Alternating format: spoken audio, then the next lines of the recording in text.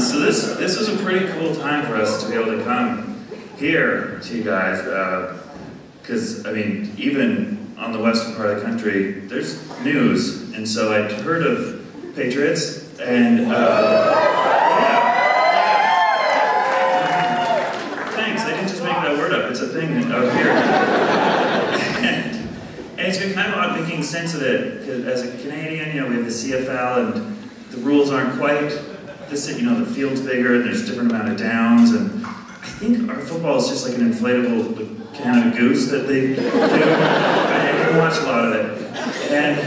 And so, but this has been hard to avoid, so I've been trying to make sense of, you know, who the favorites are and how they're measuring them against each other. And it's a tough thing to figure, because New England, first off with that, and you can of course have the name, but Canada, I mean, they made it, and we still have the Queen on our month, so if there's really a New England, I think, anyway.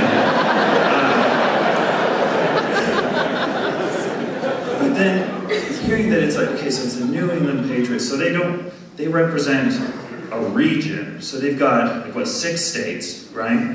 All on there, so, and then they're playing a team that represents, like, a city, right? Just a small city.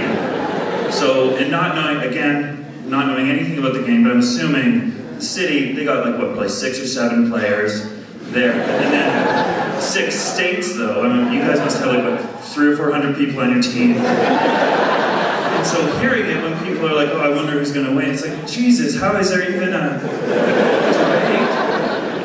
It just seems insane. I mean, it's a classic David and Goliath story. I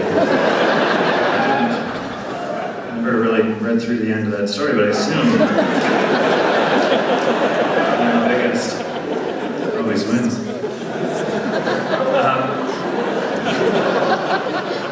So I'm pretty sure that someone has been breaking into my apartment.